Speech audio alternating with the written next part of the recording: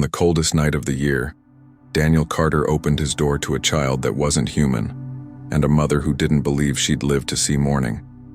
He could have closed that door, but what he did instead would change all three of their lives and possibly the fate of two species, forever. The wind outside screamed like a wounded animal, carrying snow through the empty streets. It was the kind of night where even stray dogs hid, and even the most desperate people stayed indoors. Daniel had just finished heating his dinner, some leftover stew in the microwave, and was about to sit down, alone, as usual. The walls of his house were quiet, the silence thick and familiar. He had lived this way for years, alone, undisturbed. Then came the knock. 3 short, sharp hits against the front door. Quick, hollow, urgent. Daniel frowned.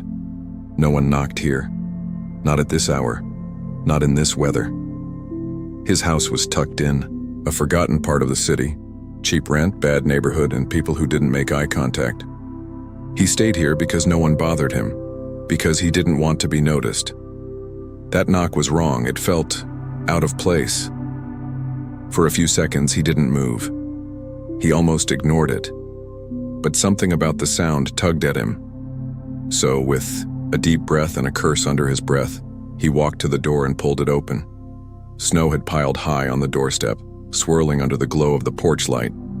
At first, he thought it was just the wind playing tricks. Then he saw it. Small bundle, barely larger than a backpack, sitting in the snow. It moved. Daniel's eyes widened. It whimpered, a weak, high-pitched sound, and then golden eyes opened from within the bundle. Not human eyes, not even close. The baby's skin was a soft blue, like bruised dusk. Its hands were tiny, trembling, each finger tipped with faint little claws. Its body glowed faintly like the last flicker of a dying star. His breath caught in his throat. And then he saw her. She was standing just beyond the porch, almost hidden in the snowstorm. Tall, thin, soaked to the bone. Her hair was long and black, stuck to her face from the snow. Her eyes were golden just like the child's, but filled with exhaustion, fear, and something else. A kind of silent, hopeless pleading. Daniel recognized her instantly. Villari, one of the alien refugees left on Earth after the war. He'd seen the news. Their planet gone, their ships destroyed. Survivors were scattered, hiding in slums, trying to survive in a galaxy that didn't want them. This woman, she had left her child on his doorstep, hoping someone, anyone, would care. His chest tightened. He looked back at the baby. It whimpered again, curling into the blanket as if trying to disappear. Too cold, too weak. He should have closed the door. It wasn't his problem.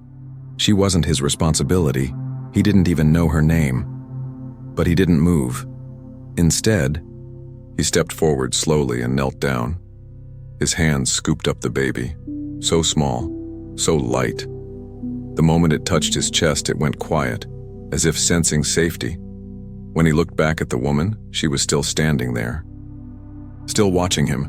Still shivering violently and still thinking he'd leave her outside. Daniel swore under his breath. "Jesus Christ," he muttered, then louder, "Get in here, both of you." She flinched, didn't move. Her body tensed, like she expected a trap. He didn't blame her, but after a long, shaky breath, she stepped forward, slowly, carefully, and crossed the threshold. Daniel closed the door behind her, locking out the wind. She didn't speak. Just stood there, dripping on the floor, arms wrapped tightly around herself. Now that she was inside, he could see just how bad things were. Her cheeks were sunken. Her skin, meant to be a rich, deep blue, was faded. She looked like she hadn't eaten in days, maybe weeks. Daniel shifted the baby in his arms. It curled against him, tiny breath warming his shirt. "You hungry?" he asked, his voice gentle. The woman looked at him, eyes wide, then nodded once, quietly. Carefully, he moved toward the kitchen without waiting. Set the baby down, still wrapped tight, in a soft blanket on the couch. It whimpered, but the moment the mother sat close, it calmed. She watched him from the couch as he made soup. Her eyes darted from the food to his hands and back again. She didn't speak, didn't ask questions, just waited. He brought the bowl to her along with some stale bread. "It's not much," he said, "but it's hot." She took it with shaking hands and ate like she hadn't eaten in a long time. Not rushed, not greedy, just hungry. Daniel didn't speak, just sat across from her quietly watching. For the first time in years, his house wasn't silent. For the first time in years, it felt full, not in a loud way, not in a chaotic way, just full. And deep down, Daniel Carter realized something terrifying. He didn't want them to leave. The room smelled like hot soup and cold snow. Trey, he didn't know her name yet, sat hunched on the couch, holding the bowl with both hands like it might vanish. The baby, now nestled beside her, slept peacefully for the first time in who knows how long. The tiny creature's skin no longer looked ice cold, and a soft light pulsed faintly beneath the thin blanket, like a heartbeat made of stars. Daniel sat at the table, one arm resting across the back of the chair, just watching. He wasn't good at conversation, never had been. Especially not with aliens. Especially not with women, and definitely not with ones who'd nearly died on his front step. "You can have more if you want," he said after a long silence. The woman blinked.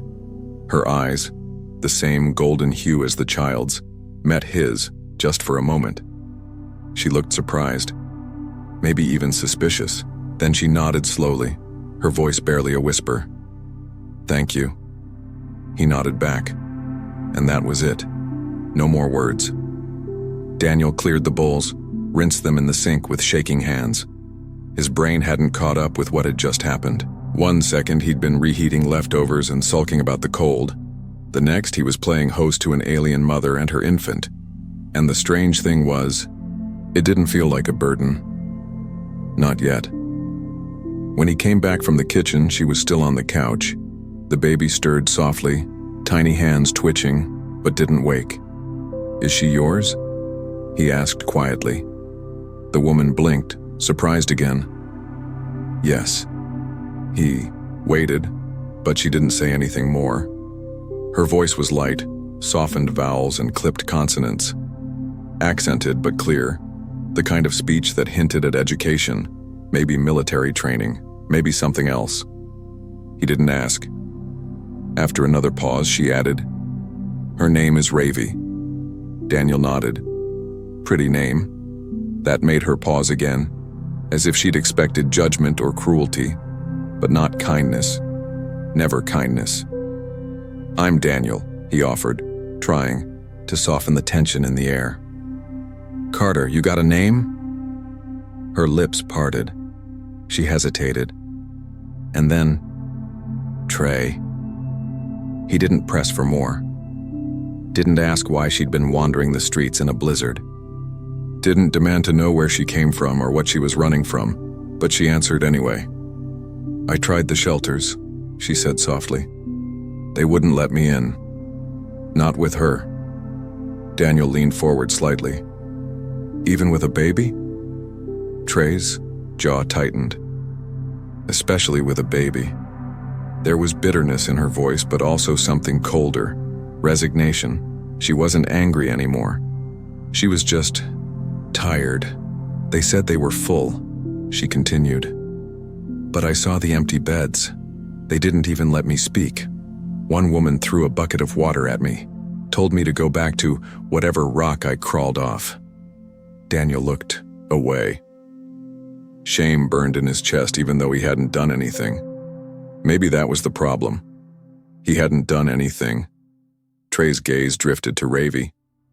"I thought, if I left her somewhere warm, maybe someone would take her in.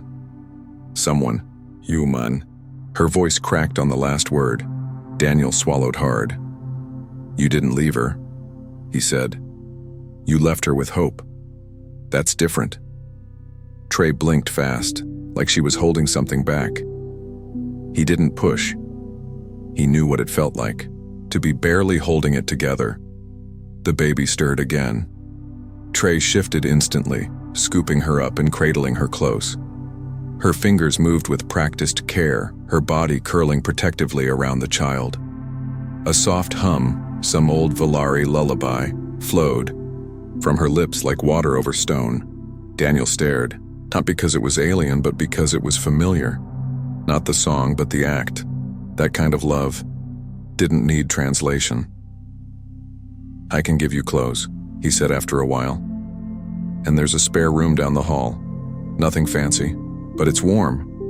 She didn't respond at first, then nodded once as if she didn't trust her own voice. Daniel stood and walked toward the hall closet. He pulled out a stack of clean clothes, mostly oversized hoodies and sweatpants, but they'd do. When he returned, Trey was still standing there watching him carefully. "Here," he said, offering the bundle. She reached out, took it gently. Didn't say thank you, but she didn't need to. Daniel stepped back, giving her space. "I'll be in the kitchen if you need anything," he added. "You're safe here."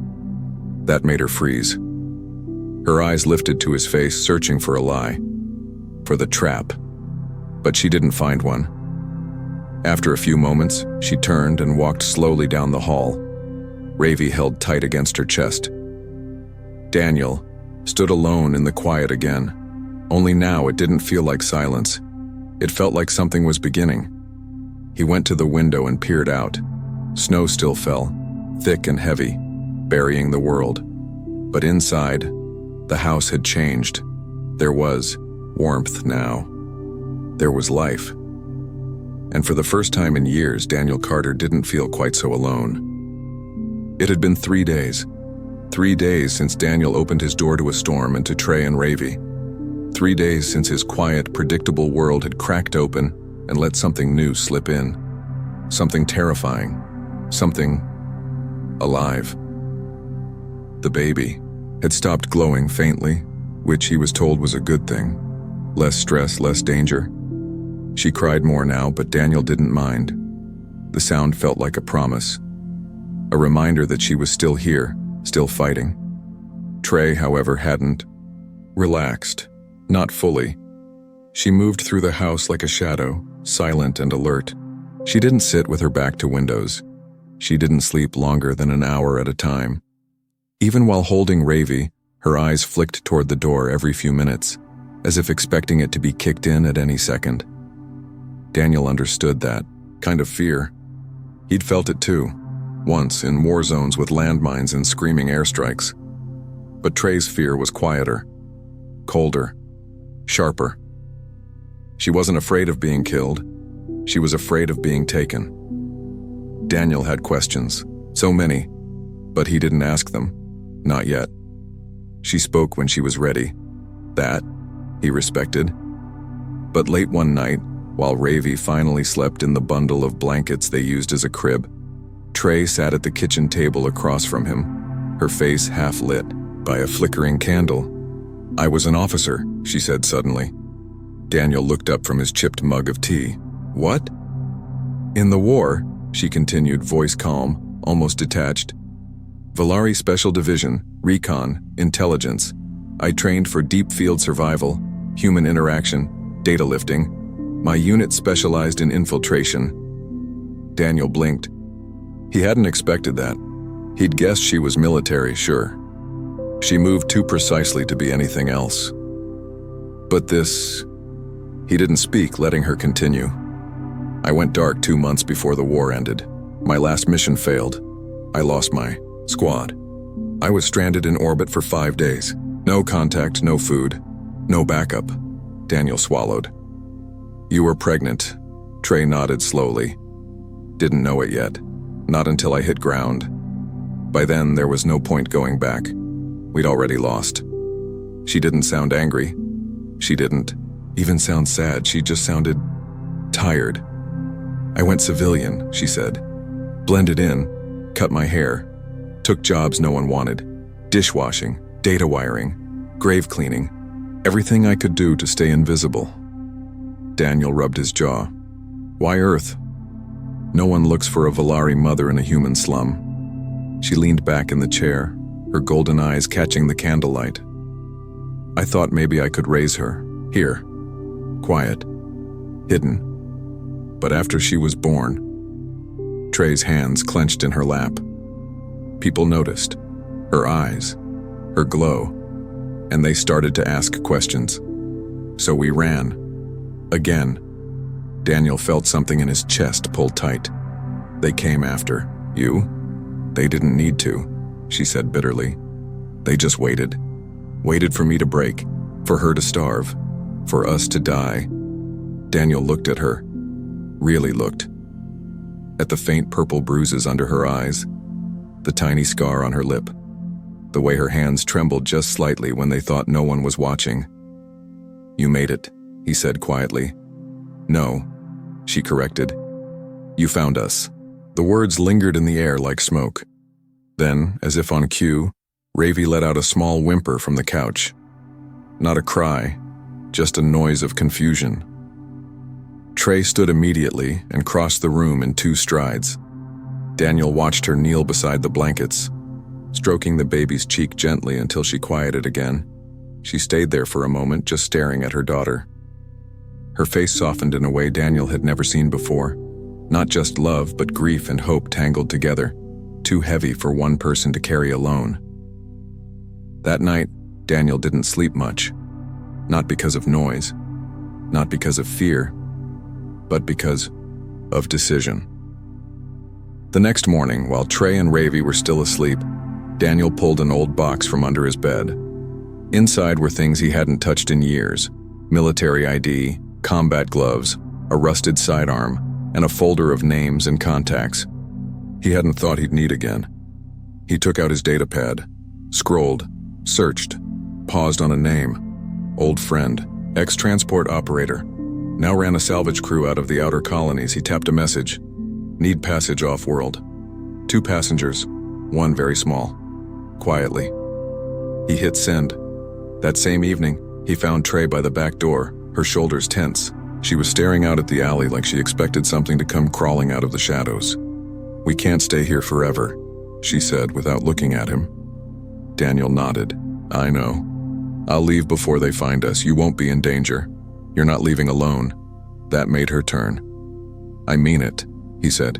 You and Ravi stay, as long as you need. And when it's time to go, I go with you. Trey studied him for a long time, her face unreadable.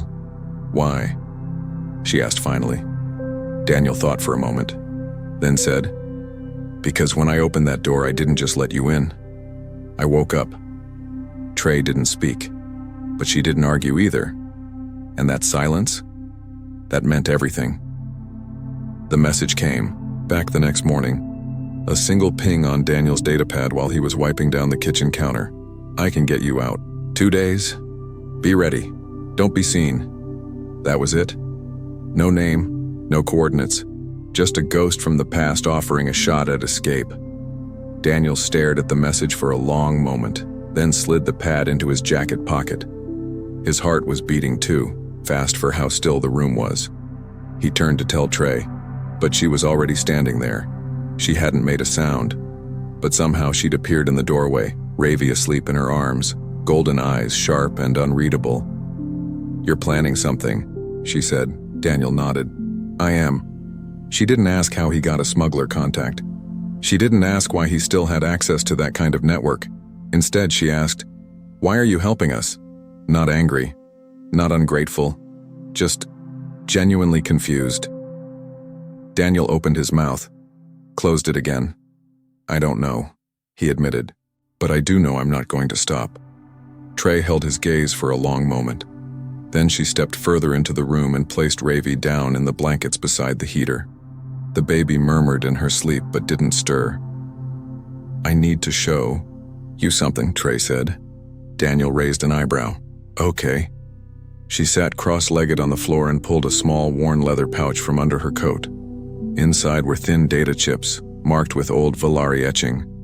Symbols he didn't recognize, but the way she handled them, he could tell. They were important, sacred even. These were smuggled off-world before the last battle, she said. Encrypted, fractured, scattered through contacts. My squad's final order was to get them into safe hands, but we never made it. Daniel leaned forward, frowning.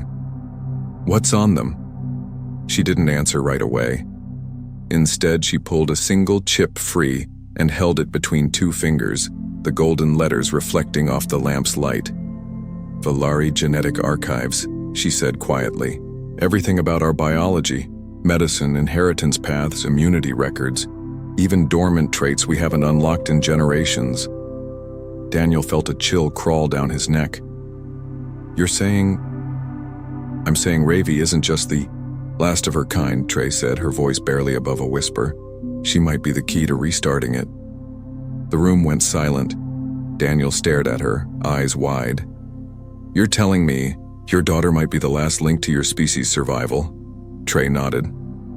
That's why they want her, she said. Not just because she's Valari, but because of what she represents. We thought the war was over. It's not. It just changed shape. She looked down at her hands, her voice tightening. I tried to hide the chip, destroy it, lose it, but something in me couldn't. Some part of me kept saying, she deserves to know where she came from. Daniel leaned back slowly in his chair, mind spinning. All this time, he thought he was helping a mother and her baby escape cruelty. He hadn't realized he was helping protect the last genetic hope of an entire civilization. That's why you looked so scared, he said softly. Back on the porch, you weren't just afraid of dying. I was afraid of being caught, she replied. Because if they take her, everything dies with her. The silence that followed was thick, heavy. Daniel stood up, started pacing. We can't risk public transit. No terminals, no tickets, not even unofficial ones, he said, thinking out loud. If they scan her or even look too long, they'll know, Trey finished. Daniel rubbed the back of his neck. We're not just running anymore. We're smuggling royalty. Trey gave a dry, bitter laugh. I'm no queen. Daniel shook his head. You're something more dangerous. A mother with nothing left to lose. She looked at him then. Really looked. And he saw something new in her gaze. Something close to trust. Not full, not perfect, but real. 2 days, he said. We move at night. We stay out of sight. And we keep that chip safe. Trey nodded, once, but she didn't put the chip back in the pouch. Instead, she reached over, took Daniel's hand and placed the chip in his palm. His eyes widened. What are you? If I'm taken, she said, don't waste time trying to save me. Just save her and get this off-world. Daniel closed his fingers around it. His voice was firm. You're not getting taken. She met his eyes. Then don't get killed. That night, Daniel sat awake on the couch, watching Ravi sleep in her cocoon of blankets. The glow beneath her skin had returned, not bright, but soft, like moonlight, under ocean water. He didn't know what the future held, but for the first time since the war, he felt like he had a purpose, and he'd burn the whole planet down before letting anyone take her from him. 2 days. That was all they had. 48 hours to disappear from one life and slip, unseen, into another. 48 hours to keep a baby alive, a mother hidden, and the last hope of a dying species out of reach from men who'd do anything to erase it. Daniel didn't sleep that night. He sat at the kitchen table, old maps and notes spread out before him. The route had to be perfect. One wrong turn, one curious patrol, one unlucky glance, and they'd be done. This wasn't about hiding anymore. It was a game of survival. A countdown. Trey moved like a ghost through the house, packing what little they had into a weatherproof satchel, checking supplies, checking again. She didn't talk much. Neither did Daniel. There was no need. The silence between them had changed. It wasn't the silence of strangers anymore. It was the silence of two people who were bracing for the fight of their lives. The first sign of trouble came early. Too early. Daniel stepped out to toss some trash just after sunrise. Just a few feet from the back gate, he spotted it. A boot print, not his, not hers, too deep, too fresh, and too close. His gut dropped. He turned sharply and re-entered the house without a word, locking the door behind him. Trey looked up from where she was feeding Ravi with a bottle. She saw his face and instantly stood. "They're watching the house," he said simply. She nodded, already moving. "No panic, just action. They'll wait for nightfall," she said. "They want us to run." Daniel's fists clenched. "They want us scared." "We're not," she replied. But they were. Both of them. Not with fear for themselves, but for Ravi. The baby cooed softly in her mother's arms, completely unaware that men outside were planning her end. By noon, they were packed. Every item they carried had a purpose. No extra weight, no extra time.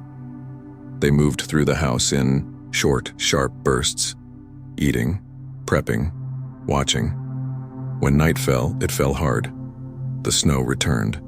Thick, silent, perfect cover. Daniel opened the back door slowly, stepping out into the alley. Nothing, but he didn't trust the silence. Not anymore. They moved like smoke. Trey wore Daniel's old hoodie, the hood pulled low over her face. Ravi was swaddled tightly and strapped to her mother's chest. Daniel led, scanning corners, checking shadows. They didn't talk. Every sound was dangerous now. 3 blocks in, Daniel spotted movement. 2 men. No uniforms. Civilian clothes, but military posture, trained eyes, hunters. He froze, pushing Trey and Ravi behind a rusted dumpster. They crouched, still as statues. The men passed by, their voices low. "You see anything?" "Nah, but they'll move tonight. I can feel it." "You got the trank?" Daniel's stomach twisted. Ravi let out a soft squeak. Nothing loud, but in the silence it felt deafening. The men paused. Daniel didn't think. He picked up a rock and hurled it across the street, shattering. Glass with a loud crash. The men spun toward the noise and ran. Trey looked at him, eyes wide. He didn't wait. "Move!" They ran, through alleys, over fences, down frozen stairwells. The city blurred past them in streaks of steel and snow. Trey moved like a shadow, Daniel close behind. The baby didn't cry, just clung tight, trusting the only warmth she knew. They reached the safe house just before midnight. It was nothing more than a collapsed warehouse on the edge of the city, hidden beneath frost and broken signs. But inside, a man waited, broad-shouldered leather coat, cybernetic eye glowing faintly. He grinned when he saw Daniel. "Didn't think you'd call, Carter." Daniel gave him a tired smile. "Didn't think I'd need to, Roth." The man, Roth, nodded at Trey. "She the reason?" Trey straightened. "I'm not a reason. I'm a person." Roth gave a low chuckle.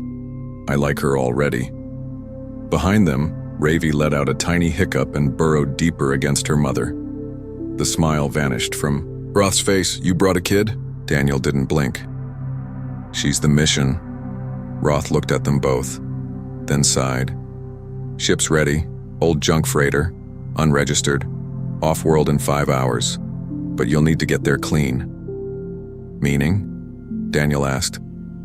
"Meaning, someone tipped them off. There's a checkpoint now, full scan, no IDs, no go." Daniel felt Trey tense beside him. Her fingers curled tightly around Ravi's blanket.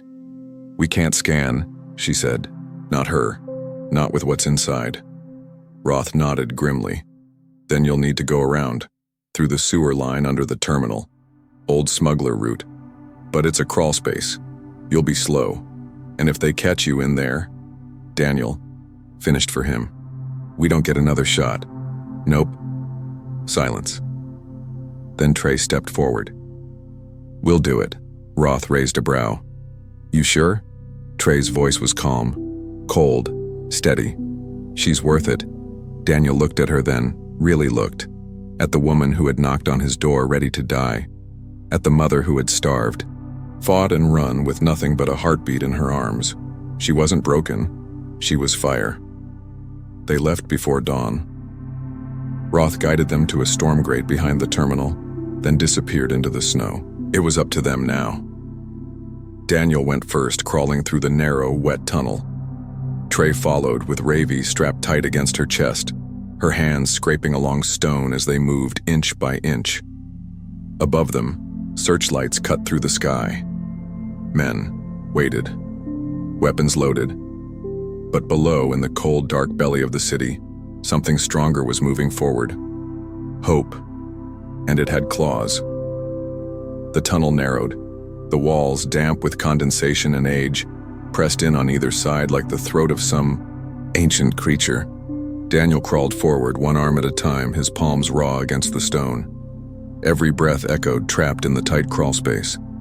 It smelled like rust and old smoke. Behind him, Trey moved slowly, carefully, her body curled protectively over Ravi.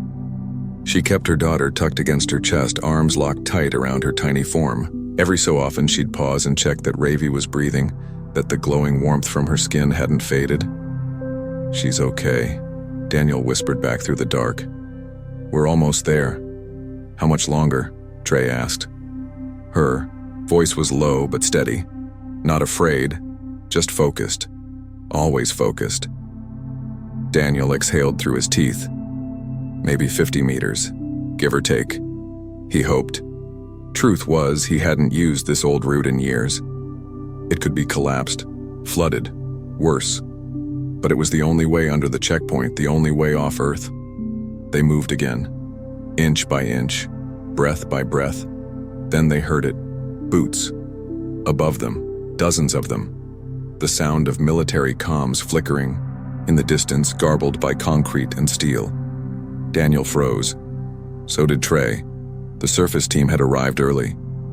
"They're searching," she whispered. "They're early," Daniel muttered. "They're not supposed to be at the launch pad until dawn." Someone talked. Daniel didn't answer. He just clenched his jaw and pushed forward faster. The crawl space sloped upward now, curving around old rebar and burst pipes. Trey followed, her breathing tight, arms trembling slightly from holding her daughter so long without rest. Then, finally, light. A narrow slit of moonlight bled through rusted vent slats ahead. Daniel reached it, brushed snow and debris away and peered through. The launch yard.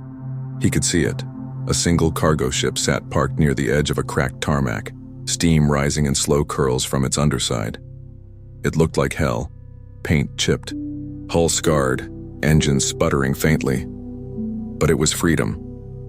The ship's loading ramp was already down, barely visible in the shadows. Roth had done his part. Now it was up to them. Daniel slid the vent cover aside and crawled out, boots sinking into the snow. He turned, reached a hand back into the tunnel. Trey emerged, pale and covered in grime, but still fierce, still focused. She handed him Ravi.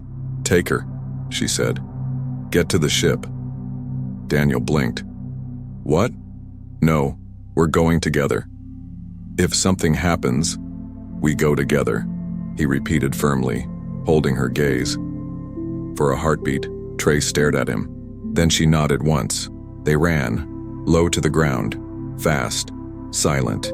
10 meters, 20, 40. They passed old fuel tanks, containers covered in frost.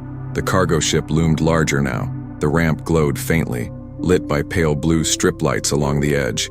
They were almost there. Then, contact. A voice, sharp and cold, rang out behind them. Searchlights snapped on, sweeping across the yard. Gunfire cracked. Daniel grabbed Trey and dove behind a shipping crate. Snow exploded around them as bullets tore through the ground. "Damn it!" Daniel shouted, shielding Ravi with his body. "They were waiting!" Trey's eyes blazed. "We move now or we die here." She pulled a small device from her coat. A pulse mine. Illegal. Military grade. Still warm from her body. "You've been holding out," Daniel muttered. "I don't trust easily." She primed the device, then hurled it toward the lights. It exploded in a burst of blue electricity, shorting out the nearest turret and sending the guards stumbling backward, blinded. "Go!" she shouted.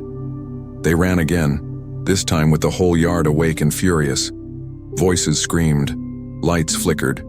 More boots thundered in the snow. The ship's ramp was 20 feet away now.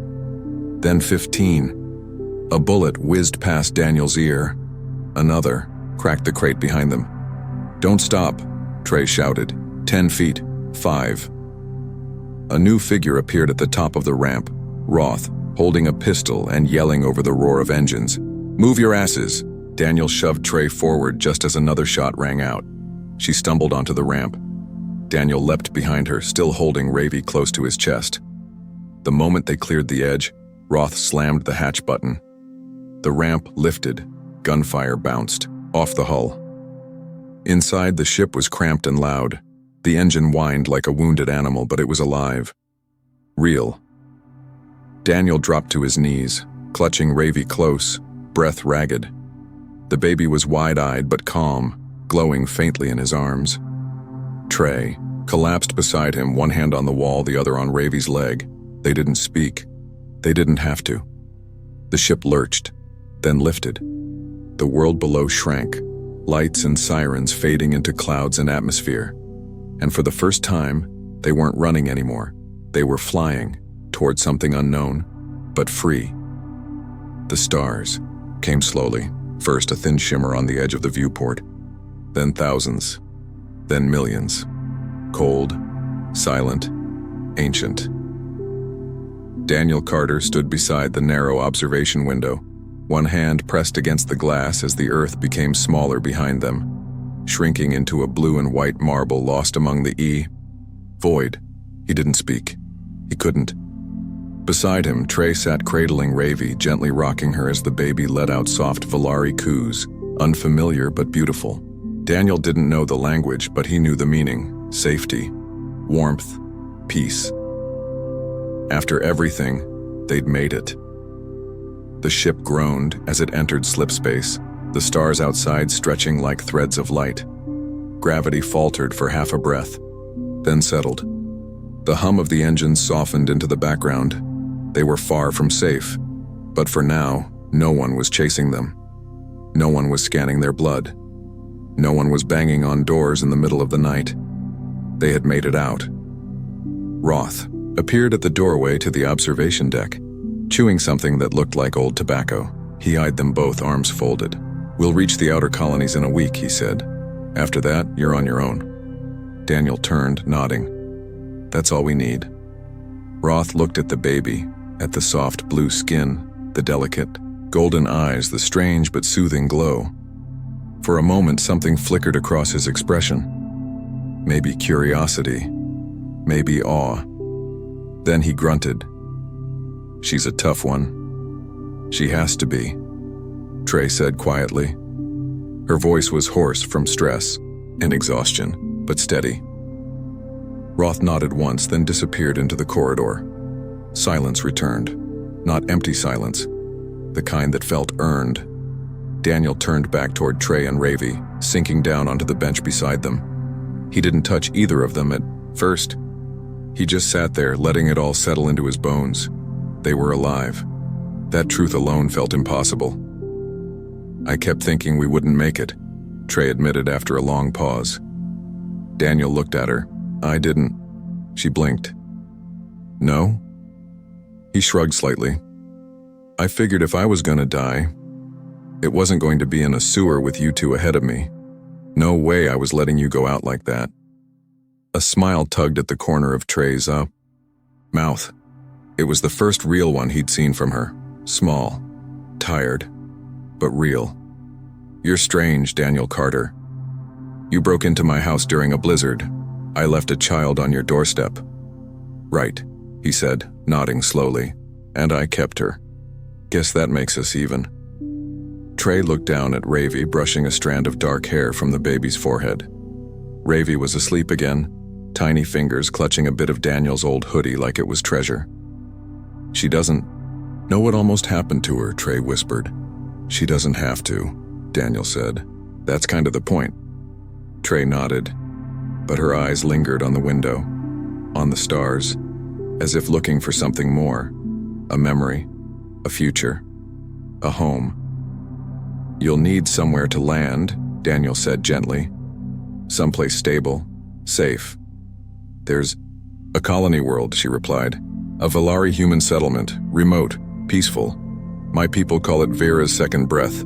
Daniel raised an eyebrow. That real name? No, she admitted, a soft laugh escaping her.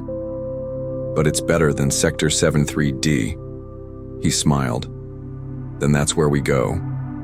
Another long silence, this time comfortable, full of things left unsaid. Daniel looked at her, at the lines of exhaustion under her eyes, the scars half faded along her collarbone, the way her arms never strayed far from her daughter. She was a survivor, but more than that, she was someone who had once believed kindness had no place in the universe until it knocked on her door, or rather, until she knocked on his. You still have the chip? She asked quietly. He reached into the collar of his shirt and pulled the small silver pendant from beneath it. Inside, hidden within the casing, was the genetic archive chip she'd entrusted to him. He nodded. Still here. Then so is our future. Weeks passed. They didn't arrive on Vera's second breath. They landed on it. Crashed would be too harsh a word, but only barely. The settlement was small, dusty, built along a river that shimmered under twin suns. But it was alive. Humans and Valari worked side by side. Children of both species played in the dirt with sticks and glowing pebbles. No soldiers, no scanners, no checkpoints, just life. Roth gave them 3 days' worth of supplies, a handshake, and no further questions, and then he left. Daniel, Trey, and Ravi stayed. A small house on the edge of a grassy ridge became their new shelter. It had thin walls, creaky floors, and a view of the sunrise that made you believe in second chances. Daniel built furniture with his hands. Trey worked with the colony's archives, translating old Valari records and preserving their stories. Ravi learned to crawl, then to babble, then to laugh. Time passed. One night, as the suns dipped low and painted the sky in violet and gold, Daniel and Trey sat on the wooden porch. Ravi was asleep inside, curled up with a toy made of feathers and solar wire. She's going to grow up in peace, Trey said. Daniel nodded. Yeah, she's going to grow up knowing who she is, where she came from, what she carries. Trey turned to him. And maybe who saved her? He looked back at her. You mean her mother? She smiled. No, I mean the man who opened the door. Daniel didn't know what to say, so he reached for her hand instead. She didn't pull away. They stayed like that as the wind rolled across the hills and the stars emerged one by one, bright, unthreatening, and silent. And somewhere, in that quiet between heartbeat and breath, the past melted into something new. Not war, not running, not fear, just hope. Because in the end, when everyone else had turned their backs, one human hadn't. He'd opened his door, he'd made room, and that, against all odds, had been enough.